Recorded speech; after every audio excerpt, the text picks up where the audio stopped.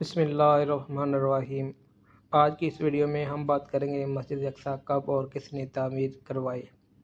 اگر آپ نئے ہیں تو ہمارے یوٹیوب چینل کو سبسکرائب ضرور کریں تاکہ آپ تک اسلامی ویڈیوز پہنچتی رہیں۔ چلو وقت ضائع کیے بغیر ہم اپنی ویڈیو شروع کرتے ہیں۔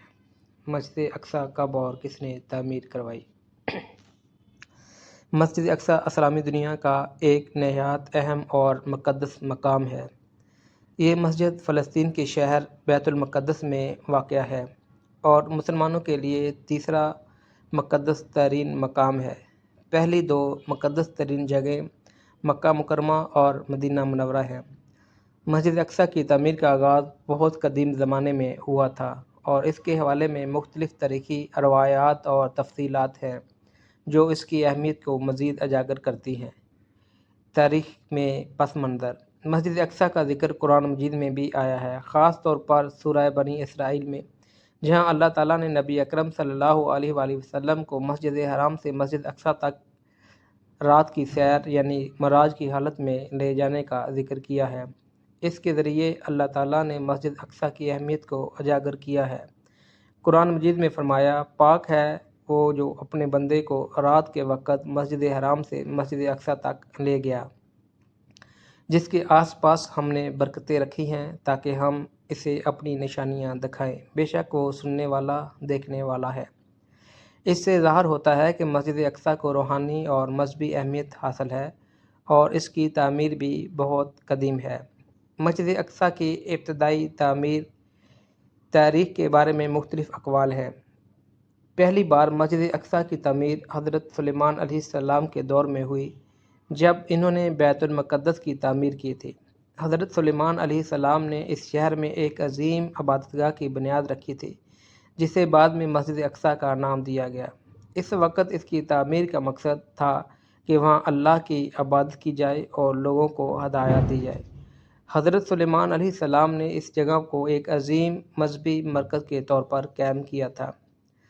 مسجد اقصی کی دوبارہ تعمیر حضرت سلیمان علیہ السلام کے بعد مختلف ادوار میں مسجد اقصی کی حالت میں تبدیلیاں آئیں اور اسے کئی بار دوبارہ تعمیر کیا گیا۔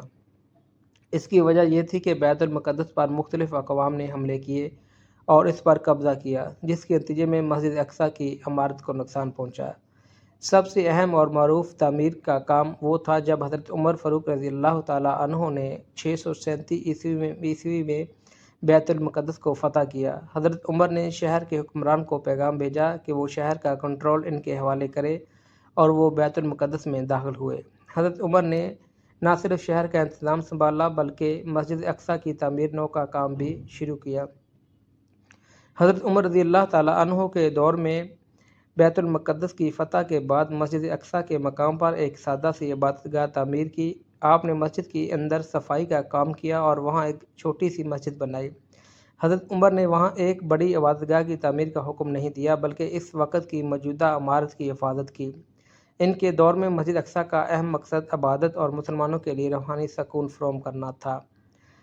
اموی دور میں تعمیر حضرت مسجد اقصی کی اصل عمارت کو اموی خلیفہ عبد المالک بن مروان نے 691 عیسوی میں مکمل طور پر دوبارہ تعمیر کیا۔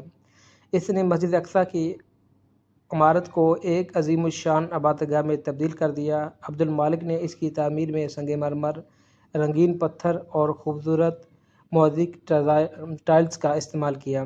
اس کے دور میں مسجد کی چھت کو بھی خوبصورت طور پر ڈھانپ دیا گیا اور اس کی عمارت کی بنیاد مضبوط کی گئی تاکہ وہ طویل عرصے تک قائم رہے۔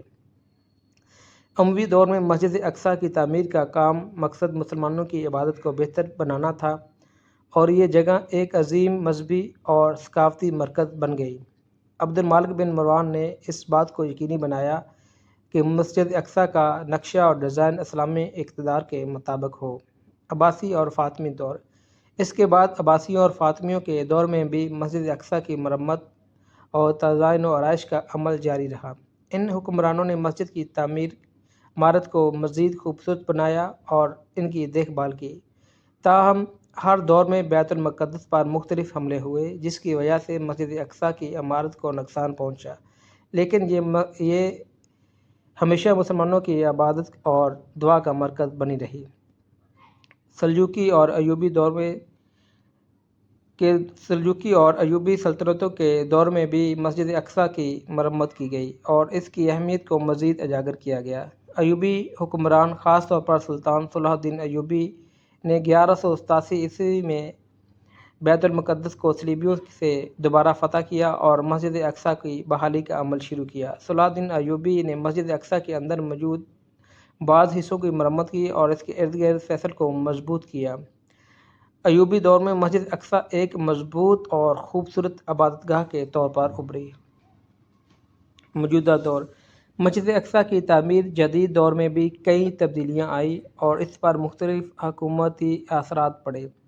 1948 میں اسرائیل کے قیام کے بعد بیت المقدس پر قبضہ ہونے کی وجہ سے مسجد اقصیٰ اور اس کے ارد کے علاقے پر اسرائیل کا کنٹرول رہا ہے، جس کی وجہ سے مسلمانوں کے لیے مسجد اقصیٰ کی زیارت اور عبادت میں مشکلات کا سامنا ہے۔ تاہم مسجد اقصیٰ کی اہمیت آج بھی مسلمانوں کے دلوں میں برقرار ہے اور دنیا بھر کے مسلمان اور اس مقام کی زیارت کرنے کے لیے ترس رہے ہیں۔ مسجد اقصیٰ کی تعمیر کا عمل مختلف تاریخی ادوار میں ہوا اور مختلف حکمرانوں نے اس کی تعمیر و تعزیر کا عمل جاری رکھا۔ اس کی تاریخ نہ صرف اس کی اہمیت کو ظاہر کرتی ہے بلکہ یہ مسلمانوں کے لیے ایک مقدس مقام کی حیثیت رکھتی ہے۔ اس کی روحانی اور مذہبی اہمیت آج بھی مسلمانوں کے دلوں میں زندہ ہے اور وہ اس مقدس مقام کی حفاظت اور اس کے دفاع کے لیے ہمیشہ